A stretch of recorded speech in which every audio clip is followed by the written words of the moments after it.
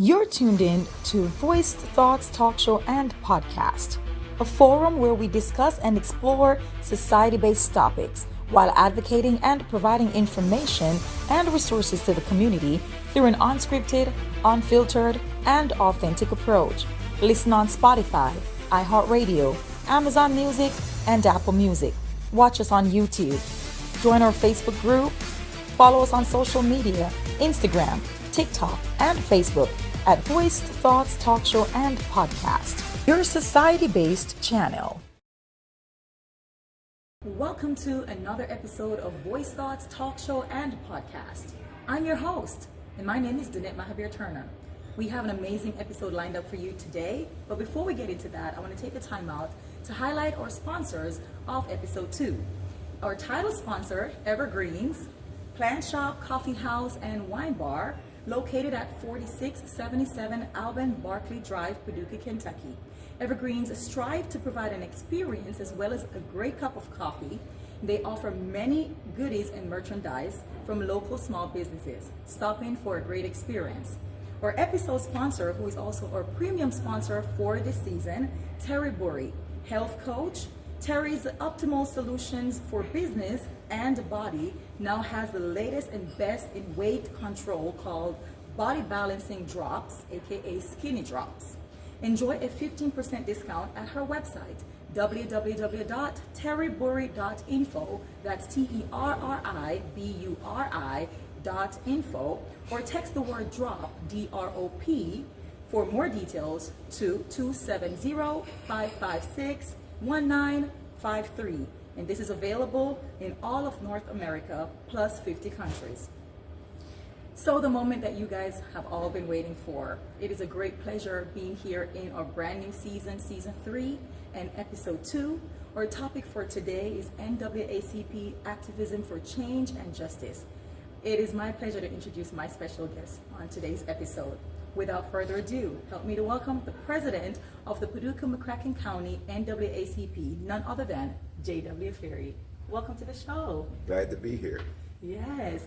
So every time I do an episode, my title sponsor, Evergreens, provides 2 amazing featured drinks, right? And so today, your drink, you're having the Lotus Caramel Apple. It's a plant-based energy drink. So what I want you to do right now is to take a sip of that, drink. It looks really good. It's green in color if you're listening, and I want you to tell the audience what you think about that.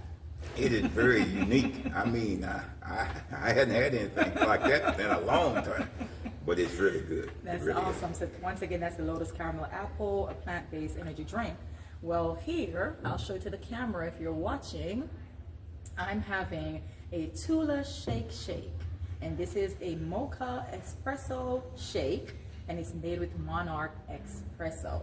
So I'm gonna take a sip. I love this mushroom cup. Go ahead, girl. Yeah. It looks good. Oh, that's really, really, really good. So again, that's a mocha espresso shake, and it's made with Monarch espresso. All right, so we're gonna get into the nitty-gritty of things right now. You're doing so many amazing things here in the community of Paducah and surrounding cities. You're making such a great impact. I had to get you on my show. It's been a long time coming. So for those who don't know JW, who is JW Cleary? Well, I come from a family of 13, and when I say 13, that's including mama and daddy. We always believed in giving back.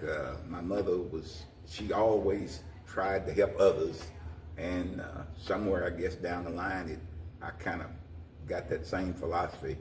I just feel like that one person can make a difference in any community. Absolutely. And a lot of times we look at globally what's going on, but a lot of times we need our help right here in our own community, and so that to me can make a difference. It really and truly can. I've been the president a whole lot longer than I probably should have been, but it's kind of to the point whereas in any community it just seemed like it's a faithful few that carried the load. I came in as president back in 1990, and wow. And if you figure that out, that's almost 35 years. But I did take a 2-year break. I thought I had the right person to take the leadership of the organization, but it just seemed like it didn't work out. And they asked me to come back out of retirement, and I'm back. But I just enjoy giving back is what it truly amounts to. I love that. Thank you so much for sharing. So I know that here in the community, you also have a radio show called Better Together. Tell us about your radio show. Well, it used to be called the First Friday Show. We would only have it once a month. And this show has been going on now for about 15 or so years. But Gary Morris, which is a guy, he's dead and gone now, but he was over the radio station, Bristol Broadcasting, and he came to me at one of our Martin Luther King events and said that, man, we gotta do something. And the radio show was designed to have a perspective of the African American community is what it truly amounts to. But even after Gary died, they asked me if I would stay on as producing the radio show or doing the radio show, and I agreed to it, and it's been going on ever since. And what happened was sometimes we called it the First Friday, but sometimes the show would be maybe the second Friday or the third Friday or whatever. And so we decided to change the name to Better Together. And how they came up with that name is the fact that I always stress better together, meaning white Americans and black Americans work together as one. And to me, the sky is the limit when we work as one. Absolutely. Thank you for sharing that as well. What role do you play as the president of the Paducah-McCracken County NAACP? Well, being the president, it's probably a job that nobody else wants, in a way of speaking, but it's always trying to make a difference in a community, and of course, probably some of my biggest projects that I guess that we've done is the fact that, of course, we came up Martin Luther King. I don't know how the listeners out there think about what you think about Martin Luther King, but to me, he'd come at a time when this country was needed a leader to try to pull the two groups together, because of the fact that it seemed like there was a lot of infighting going on between African American and white Americans. So Martin Luther King to me was my hero, and we came up with a monument site right in the middle of the Paducah is what it amounts to. In fact, it's right there on the road that comes in on Park Avenue, and it used to be called Clay Street, but we got that street named after Dr. King, and it's now called Martin Luther King Drive is what it amounts to. And that was probably one of our biggest projects. And then came along and we Clarence Big House Gaines. That name, I wish you would look it up if that name doesn't ring a bell to you. Just Google it. But Clarence Gaines was originally from Paducah, Kentucky, but then he went off, and of course he even went to Lincoln High School and was a good basketball player and football player, and he did it all. So he wound up going to Winston-Salem, North Carolina, and he was there as coach. He's dead and gone now also, but he was coach there for over 30 years, and he was just really an inspiration. So we also put a monument site up for him, and it's at the Coleman Park, that monument site is. And probably the other big deal was the fact that Fred Paxton, the name Fred Paxton, you could look him up also. He's dead and gone, but him and his wife Peggy, they wanted to donate $1 million to the NAACP, and of course, the NAACP being a national organization, it's kind of like, whereas if national organization go default, then possibly that we could lose that. So we come up with the name, the McCracken County Career Endowment, and we established that. And of course, for the ones that don't know it, endowment is designed to, whereas it's $1 million, true enough, but all we get to draw from that endowment is the interest of it. And of course, what we've done is that we put several kids in college, and what we'll do, we'll follow them, we'll start them out in, like, say, the 8th grade or 9th grade, and we'll follow them all the way till they go to college and still give them funds going to college. So this endowment has created we probably have donated over $700,000 just for the students themselves. And a lot of those students that came out of this program that went off to be doctors and lawyers and made a difference. And some of them right here in Paducah, Kentucky. And so it's truly made a difference, that endowment. So I really give glory to Fred and Peggy Paxton. And of course, she's still living. And she comes to our program. We have a big program. This past year, we gave out over $70,000 out to just students alone, because what tended to happen was that much money didn't come from just our endowment. People got on board in the community and say, hey, this is a great program. It's really, you got to plant seeds in order to make a situation work.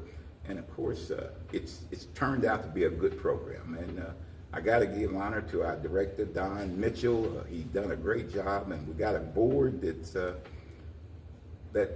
thankless. I mean, it's a board that they just volunteer, and we've done well with it. And we try to keep diversity number one. The endowment's set up whereas we can only because Fred's philosophy was to help level the playing field, meaning that his philosophy was, in fact, I even asked him, why did you give us $1 million? He said, well, if you got one group community, if you got one up and one down, you only can go so far. But if you come up together as one, the sky is the limit. So that's kind of goes back to the radio show. That is my philosophy, that the sky is the limit, that we as white Americans and black Americans work together as one, then you got something that's good and nice. And better together. And better together. I love it. I love it. What boards and other organizations are you currently affiliated with? Well, I have to probably think back in a way of speaking, but I will say that probably one of the organizations that I've been involved in for almost 50 years is the Masonic organization. That's the Masons or the Shriners or however you want to call it. I did work my way all the way up to be what they call the highest you can go, a 33rd degree Mason. But I participated in it, and what the philosophy behind the Masonic family is, it takes good people and make them better. And I think that's helped grounded me in a way of speaking. And then, of course, currently, I've served on the Oscar Cross Boys and Girls Club. I'm currently a member of the Community Center Board, which we call it, it's the new name, it's the W.C. Young Community Center Board, which W.C. is the one that actually probably, he helped start the community center. The governor at that time was Julian Curl, and Julian Curl donated $50,000. And of course, back in the 70s, $50,000 was a lot of money, in a way of speaking. So that helped get the community center off, and we got a nice building, and we still have active. It's still active, and still people get to rent the building and this type of thing, and it's just a place where they can have wedding engagements, record spins, or birthday parties, and so it's really been a positive asset to our community. And then, of course, the project that I'm working on now is probably one of the greatest projects, I guess. In fact, if I get this project here over the line, then I feel like that I'm gonna really retire then. But we started we started out with the Lincoln High School Historical Foundation. And after we got to thinking about it, that there was kind of, in other words, we wanted to make it bigger and better. So now we call it the Lincoln Station, meaning that you can go to, when you go into a Union Station or whatever, where are you going? You go in this direction, you go in that direction. Well, that's the way we want to look at the attitude. The station will be to the point, if you need help with employment, if you need help with food, if you need help with medical, whatever it might be. So we just feel like that I will say that, in fact, the pressure's on me now to make this work. We do own the property where the Lincoln High School was for many years. And when we think of the Lincoln High School, we think of a place, whereas it was more than just a high school. Mm-hmm. It was like a college campus, because of the fact that it had your high school, it had your junior high, it had your elementary. Everything was right there within that area. It was a pretty big area. But the school, because of deterioration, it was torn down. But we do have the property. and we intend to build some call it maybe a community center or whatever, but we don't really know. It's going to be a place where anybody and everybody, white Americans, black Americans, Hispanics, or whatever, can go there and maybe get something out of that. And so this is a project that we're working on, and we've already, working with the Chamber of Commerce, we've already established, we got $1 million from the state.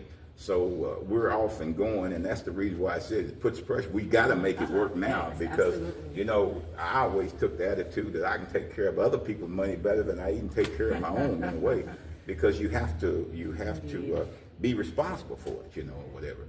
But then also I gotta give credit to our Chamber of Commerce right here in Paducah, Kentucky, under the leadership of Sandra Wilson. I've always advocated that the fact that we're better together. Mm-hmm. And so I always said that the Chamber of Commerce is a real important board, but in my heart, the NAACP is a very important board because of the fact that it is that bridge to help pull the gap together. And so I was appointed to the NAACP was appointed to have a seat on the Chamber of Commerce board, and so we're off and running on that, and I think that it was good. And of course, I got to give credit to Brent Hausman. Brent Hausman was the chairman of the board at that time, and he really pushed for this. He thought that this would be good also. So as of right now, which I didn't think it would ever happen, but we do have a seat on that board. Congratulations, and thank you for sharing. You know, you are the glue to this community. Well, I don't know about that, but I do want to make a difference in this community. Yes. This is where I live, you know. I love that. All right, so can you share your vision for the NAACP under your leadership? Well, you know, what tends to happen, a lot of times people sit on the sidelines and say, what can I do? Well, first of all, you can join the NAACP. And of course, when I say join, sometimes it ain't just the fact that you pay your membership, but you can get active and say, hey, I want to do something to make a difference. And I know a lot of times we'll join these organizations and join our churches or whatever, and you just kind of sit there and you don't do anything. But don't wait on somebody to ask you to do something. Try to take some motivation among yourself and say, what do we need to do? And come up with an idea and willing to work that idea, you know? And so that's the kind of people that we're looking for. We want you to buy your membership. I know, because, you know, even on the national level, they say the lifeblood of the NAACP is your memberships, is members. Mm-hmm. So we want you to buy your membership. And then once you get your membership, don't just stop at a regular $30. Your membership's only $30. So maybe become a life member. And of course, we got several life members on this local NAACP. But I just feel like that we all can do something to make a difference. I love that. What do you believe are the most pressing issues facing communities of color today? Well, I think that sometimes we sit down and wait on other people to do things for us. My philosophy is get in there and roll your sleeves up and try to do something for yourself, first of all.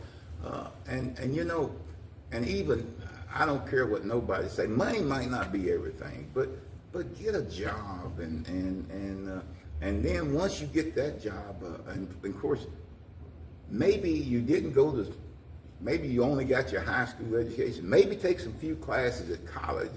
I'm not necessarily I never did get my bachelor's degree or anything, but I got my associate's degree, and then I wind up getting hours towards my bachelor's degree, and then I said, I'm gonna get my bachelor's degree, but I waited about 30 or 40 years after, and boy, I tell you, I tried to go back, and it's tough, boy, when you get older, but I'm proud about that, but I just feel like that if once you get a job, and it ain't the job that you really want, then maybe try to keep your ears and eyes open for something bigger and better, you know, and don't never get satisfied. My philosophy is the better I do, the more I want to do, you know, or whatever. And of course, you know, they always took the stigma that we as African Americans, a lot of times we might rent a place and then have a Cadillac or a Mercedes-Benz sitting in the front door. Well, my philosophy is buy you a house, to me, paying rent is just like throwing money out the back door in a way of speaking. So work on trying to get with a loan officer or get with your local banks, or in fact, Doug McClure is a person right now helping people to get a good job or get a good home or this type of thing, and you can have a nice car. So I just feel like just don't get too complacent and satisfied. Just keep wanting more. So I think that's the biggest thing. And of course, I gotta talk to my African Americans about voting. Your vote does make a difference. In other words, regardless how much money you have or what type of house you got, in other words, regardless what the situation is, your vote is one vote. That man that's got $1 million or more, it's one vote. So you can make a difference. And of course, one of the biggest problems we've had over the years is, especially during presidential elections, that's good. It's good to go out and vote for the President of the United States, but also keep your local officers in mind also. And if you don't know who they are, go and find out who they are, and maybe do some knowledge or work on trying to find out who they are. Yeah, some research. There you go. And so I just feel like that's probably the other. When you sit on the sideline and say, what can I do to make a difference? Well, you can just make yourself do better, and for God's sake, vote. Vote. I love that. Right. So what role does the NAACP see for young activists in the movement for justice? Well, I think the biggest thing is that we found out, even this community, I think, has found out that the fact that, owning your own business is not a bad thing. That's all it's doing. Working for somebody is not bad. But then always keep a vision in the back of your mind, doing something what you really want to do. In other words, if it means going to school and getting a trade or meaning taking a business class or whatever, I'm not bragging, but I've been in the business world for probably over 30 or 40 years. But it can make a difference. I really believe it. And of course, I'm retired from my regular job. I've been retired 10 or 12 years, but I don't know what I would do if I didn't own my own business, because it gives me something to do, and so I just feel like that owning your own business is not a bad thing, but now it takes responsibility. Every business that you make is not going to necessarily work, but if you work hard at it, I really believe that you can make it work. And to me, that might be the dream of your life, to be able to pass something down to your children and your legacy, and to your community, because I always take the attitude that my community is very important, my church is important. In other words, so I just feel like that I don't know, I don't know. I just only reason why that I think I own my own house is because of the fact that we're taught as a young age, no, you can't. I take the attitude, yes, you can, So I just, that's probably the only reason I built my own house, me and my wife, and not the fact that, in fact, I thought I could build this house for maybe $100,000. It wound up costing me maybe a couple $100,000, but it's mine. It's something that you can call yours, and so I don't know. I've just tried to live my life of trying to help others. In other words, I got a picture in my bathroom, reaching down and trying to pull somebody else up. In other words, if you get to the point where you can help somebody, it does make a difference, regardless what job you own or what the situation is. If you see a situation where you can help somebody else along, in fact, my song is, if I can help somebody, my living won't be in vain. And so I take the attitude that that makes my day when I can do something to help others. And thank you for being a guest on this show and sharing your vision and the mission and your passion for this community. I appreciate you for coming on to this show today. I appreciate being here.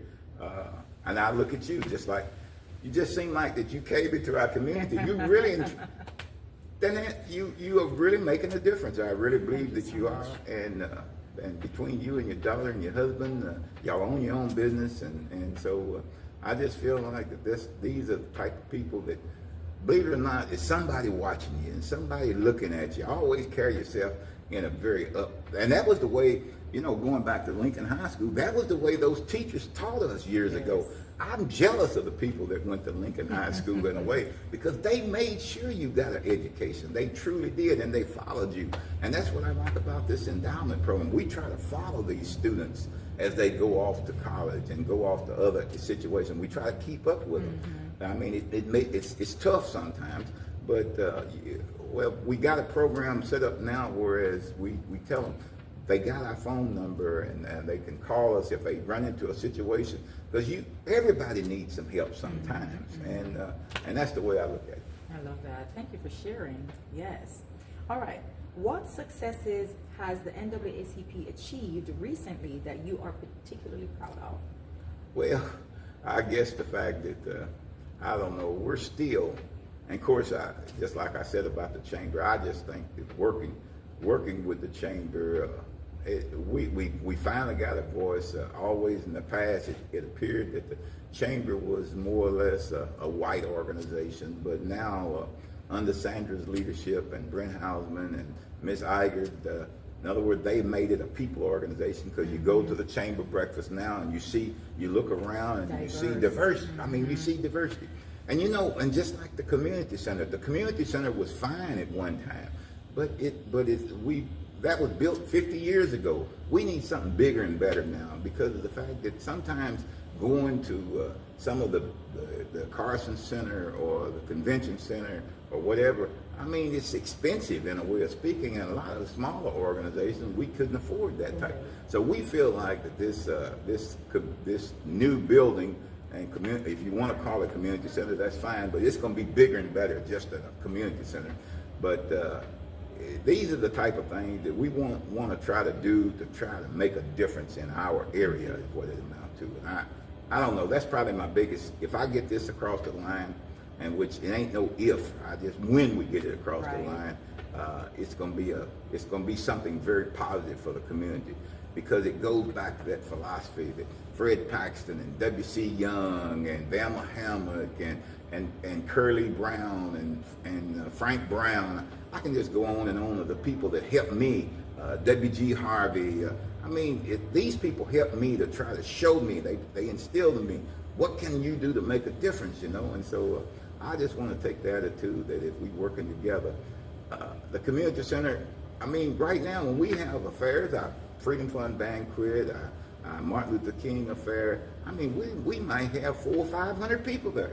Well, the community center maybe only hold maybe 100 people. So we've outgrown it. But it's because of the fact that we take the attitude that diversity, working together, we're better together if we come together as one, because at our affairs, you look around the room, it's just as many African Americans there, just as many white Americans there as it is African Americans. So I just feel like working together, the sky's the limit. And this is what W.C. Young and Fred Paxton instilled in me, that if we come together as one, we all can make a difference. We all can make a difference, and we're stronger together. Yep. Yes, I love that. All right, how can individuals support the NAACP's mission in their communities today?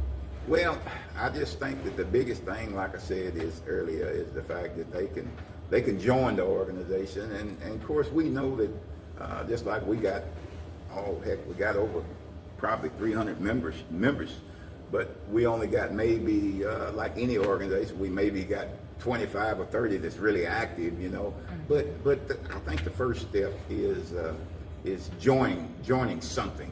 In other words, whether it's the NAACP or putting all your important into your church or whatever it might be, but get in there and try to help make a difference, because I guarantee you somebody's watching you, and it'll be, what this will do is, by you working hard, it will instill into our young folks and say, hey, I want to do like they doing or she's doing or whatever. And so I just think that if your work won't be in vain. Just like they talking this morning about Jimmy Carter. I mean, Jimmy Carter, he's 100 years old, but he always gave back to this habitat humanity. And so, in other words, you all can find a passion. If you don't know, if whatever you like to do whatever you're doing. I want you to join the NAACP, but also not only stop at the NAACP, you got other organizations in the community. So try to get involved and do something that you enjoy, because there's no need of doing something that you don't enjoy. I just so happen I enjoy working with the NAACP because I believe in equal opportunity for everybody, is what I believe in. And this is my mission, to keep pushing. Because so many times it was the fact that it was like it was a different set of rules for white Americans and different set of rules for black Americans. Well, it shouldn't be that way. And so, and everybody deserves a second chance. So all I'm asking you is if you just give me a chance. You know, Michael Jordan, he was one of the greatest basketball players of all time. But all he wanted was a chance. Just give me a chance and I'll show you that I can do it. Well, I surely appreciate you for taking the time out today to join me on episode 2 to talk about everything, all things NAACP and community. Once again, I want to take the time out to highlight the sponsors of this episode. Of course, our title sponsor, Evergreen's Plant Shop, Coffee House, and Wine Bar, located at 4677 Alban Barclay Drive, Paducah, Kentucky. Evergreens strive to provide an experience as well as a great cup of coffee. They offer many goodies and merchandise from local small businesses, so stop in for a great experience. Our premium sponsor for episode 2, Terri Buri, Health Coach. Terri's Optimal Solutions for Business and Body now has the latest and best in weight control called Body Balancing Drops, aka Skinny Drops. Enjoy a 15% discount on her website today, www.terriburi.info, TERRIBURI.info, or text the word DROP, DROP, for more details to 270-556-1953. That's 270-556-1953. It's available in all of North America plus 50 countries. I see you're holding up your drink. So we want to thank Evergreens again for the Tula Tula Shake and for the Lotus Caramel Apple. And I see you having a great time over there. It's good. Yes, it really is. Awesome. It really is good. Well, I thank you guys so much for tuning in to episode 2 of season 3. I hope to see you on the next episode. Once again, I'm your host. My name is Danette Mahabeer-Turner. God bless you.